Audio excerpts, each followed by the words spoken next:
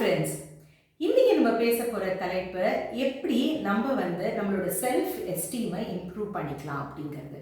இதுக்கு ஒரு சிம்பிளாக 5 ஸ்டெப்ஸாக நான் சொல்ல போகிறேன். நம்பர் 1, நீங்கள் ஐ டிசர்வ் இட் அப்படிங்கிற ஒரு ஃபீலிங்கில் இருக்கணும். என்ன கிடைக்கணுமோ எனக்கு அது கிடைக்கணும், நான் அதுக்கு தகுதி பெற்றுவேன் அப்படிங்கிறது நீங்கள் உங்கள் மனசில் நம்பணும். அதுதான் நம்பர் 1. நம்பர் 2, உங்களோட உடல், உங்களோட ஆரோக்கியம், இது ரெண்டுத்துலேயுமே நீங்கள் கவனம் செலுத்தணும்.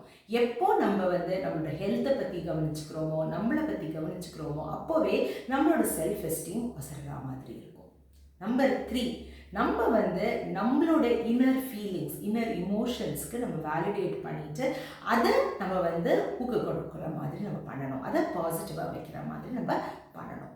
4வது ரொம்பவே முக்கியமானது, செட் ஹெல்த்தி பவுண்ட்ரிஸ்.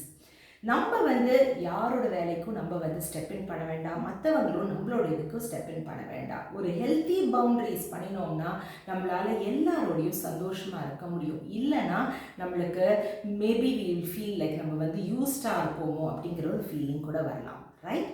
ஸோ நம்ம ஒரு ஹெல்த்தி பவுண்ட்ரிஸில் நம்ம வாக் பண்ணணும். அதே மாதிரி மற்றவங்களோட ஹெல்த்தி பவுண்ட்ரிஸும் நம்ம அப்ரிஷியேட் பண்ணணும்.